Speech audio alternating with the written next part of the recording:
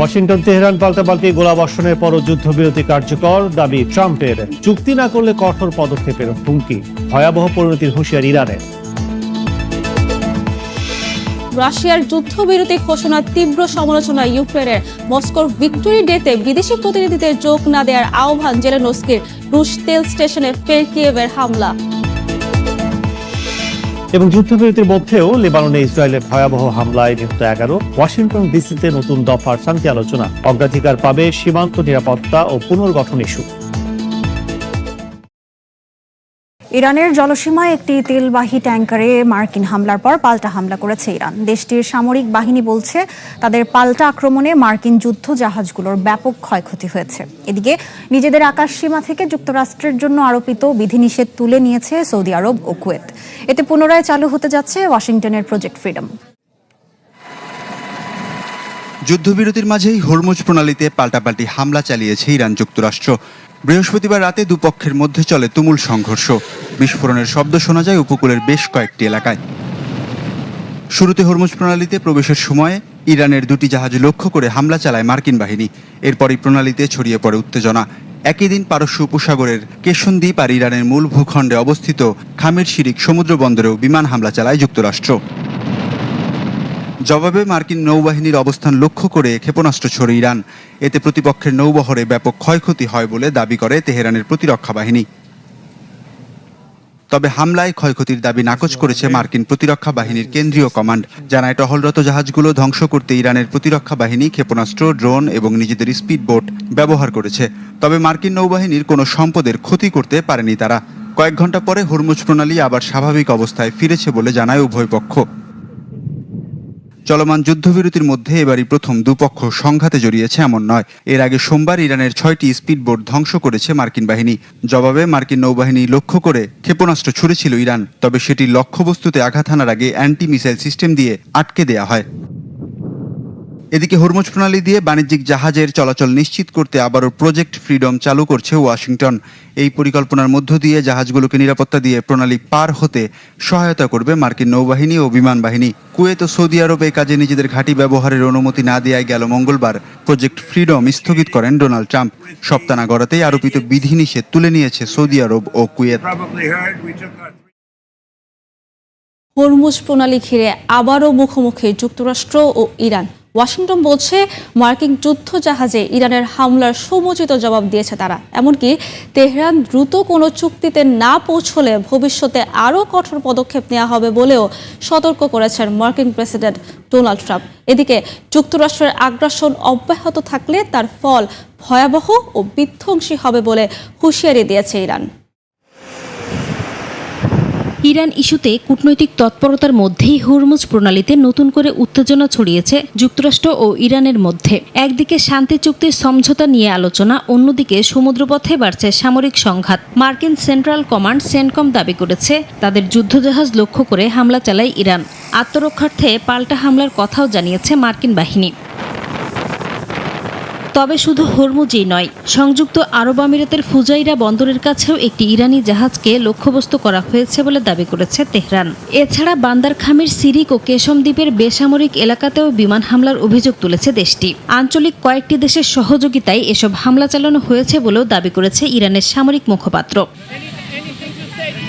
পাল্টা প্রতিক্রিয়ায় তেহরানের বড় ধরনের ক্ষতির দাবি করেছেন মার্কিন প্রেসিডেন্ট ডোনাল্ড ট্রাম্প। বলেন ইরান দ্রুত কোনো চুক্তিতে না পৌঁছালে ভবিষ্যতে আরও কঠোর জবাব দেয়া হবে। একই সঙ্গে ইরানের সাম্প্রতিক হামলাকে সামান্য আঘাত বলেও মন্তব্য করেন তিনি। তার দাবি প্রণালী অতিক্রমের সময় মার্কিন যুদ্ধজাহাজ লক্ষ্য করে ছোড়া ক্ষেপণাস্ত্র ও ড্রোন ধ্বংস করে দেয়া হয়েছে। এমন পরিস্থিতিতে যুক্তরাষ্ট্রের বিরুদ্ধে যুদ্ধবিরতি লঙ্ঘনের অভিযোগ এনেছে ইরান। দেশটির পররাষ্ট্র মন্ত্রণালয় বলছে মার্কিন আগ্রাসন অব্যাহত থাকলে তার জবাব হবে কঠোর ও বিধ্বংসী। একই সঙ্গে জানানো হয় জাতীয় নিরাপত্তা ও রাষ্ট্রীয় গুরুত্বপূর্ণ সব বিষয়ে সর্বোচ্চ নেতা মোস্তফা খামেনি সরাসরি তদারকি করছেন। এদিকে মধ্যপ্রাচ্যের চলমান সংঘাতে নিজেদের ক্ষয়ক্ষতির হিসাব প্রস্তুতে জাতীয় কমিটি গঠনের ঘোষণা দিয়েছে সংযুক্ত আরব আমিরাত। দেশটি জানিয়েছে যুদ্ধের প্রভাবে উপসাগরীয় অঞ্চলের বিভিন্ন গুরুত্বপূর্ণ স্থাপনা, বিমানবন্দর ও জ্বালানি অবকাঠামো ক্ষতিগ্রস্ত হয়েছে। যুক্তরাষ্ট্র, রাশিয়া, চীনের পর এবার আইসিবিএম বা আন্তঃমহাদেশীয় ব্যালিস্টিক ক্ষেপণাস্ত্রে এলিট ক্লাবে নাম লেখালো এরদোয়ানের তুরস্ক। শব্দের চেয়ে 25 গুণ বেশি গতিতে ছুটে চলা এই ক্ষেপণাস্ত্রের নাম ইলদিরহাম। তুরস্ক চাইলে নিমিষেই ধূলিসাৎ হতে পারে ইউরোপ, এশিয়া বা আফ্রিকার যে কোনো প্রান্ত।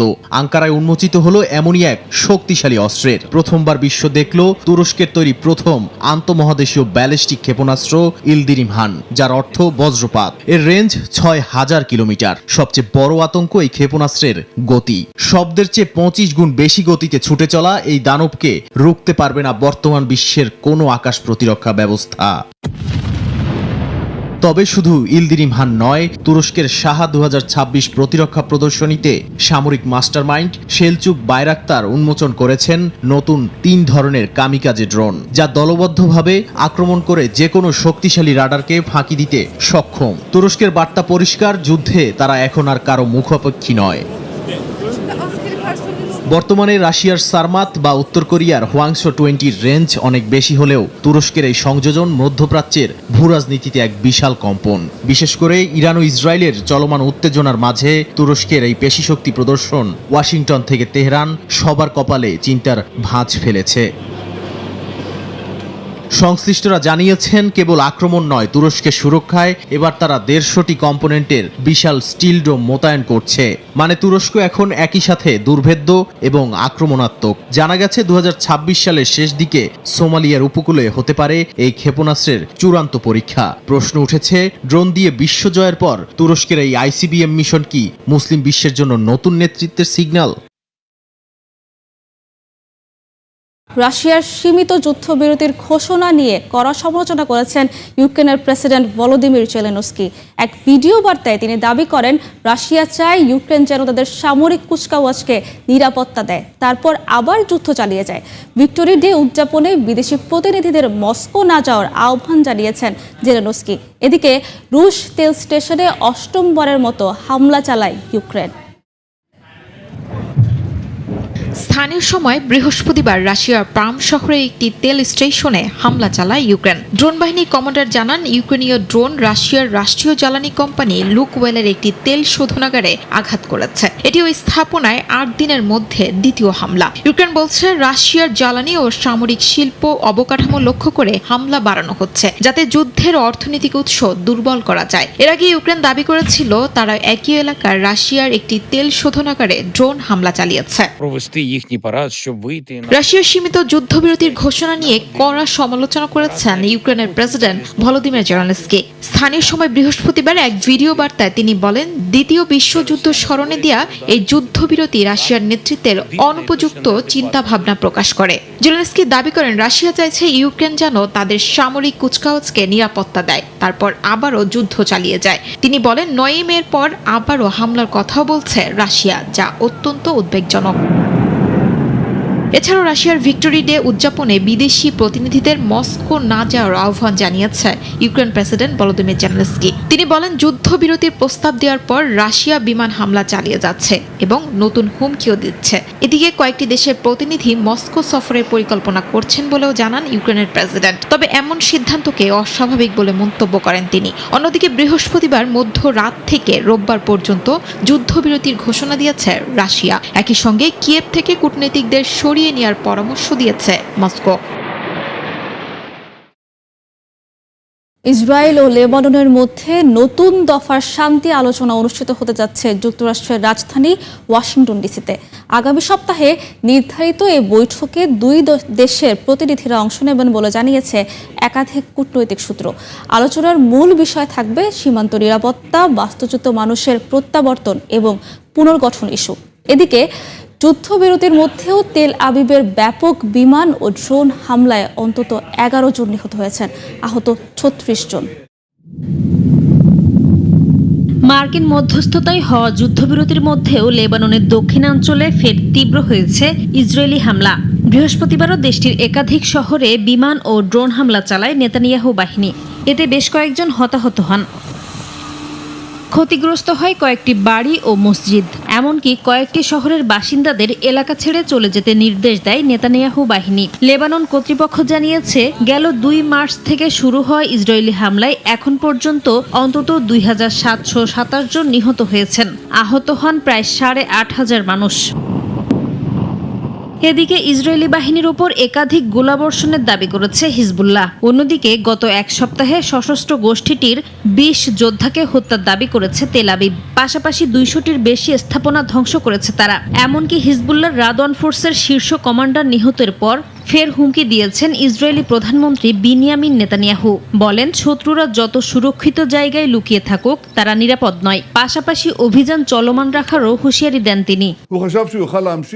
গত 1 মাসে আমরা 200 জনেরও বেশি হিজবুল্লাহ সন্ত্রাসীকে হত্যা করেছি। আমি শত্রুদের স্পষ্টভাবে বলতে চাই, সন্ত্রাসীদের কোনো নিরাপত্তা নেই। যে ইসরায়েলকে হুমকি দেবে তাকে এর মূল্য দিতে হবে।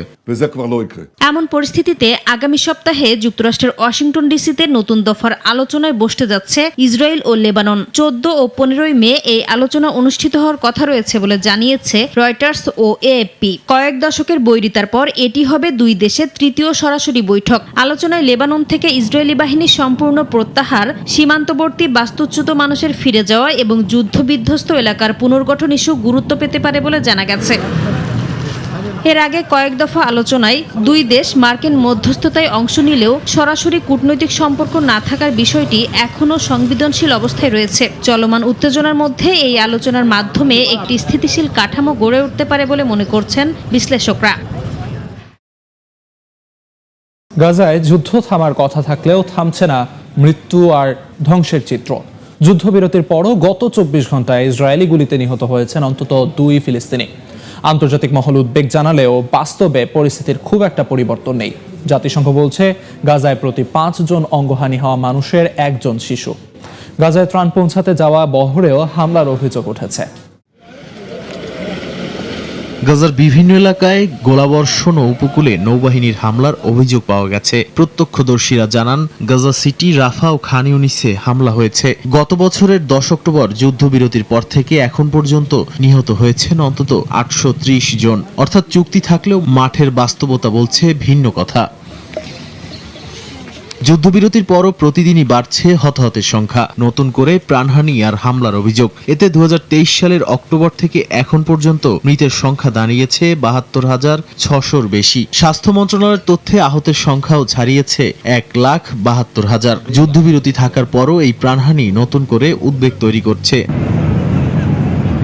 গাজায় ত্রাণ পৌঁছাতে যাওয়া বহরে হামলার অভিযোগ উঠেছে।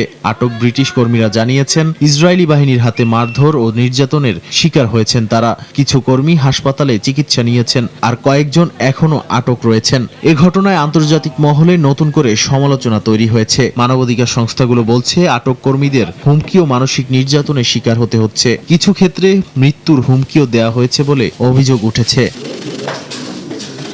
ফিলিস্তিনি নেতারা অভিযোগ করেছেন, ইসরায়েল যুদ্ধবিরতির শর্ত মানছে না। যুক্তরাষ্ট্রের মধ্যস্থতায় হওয়া চুক্তি কার্যকর করতে ব্যর্থতার প্রশ্ন উঠছে।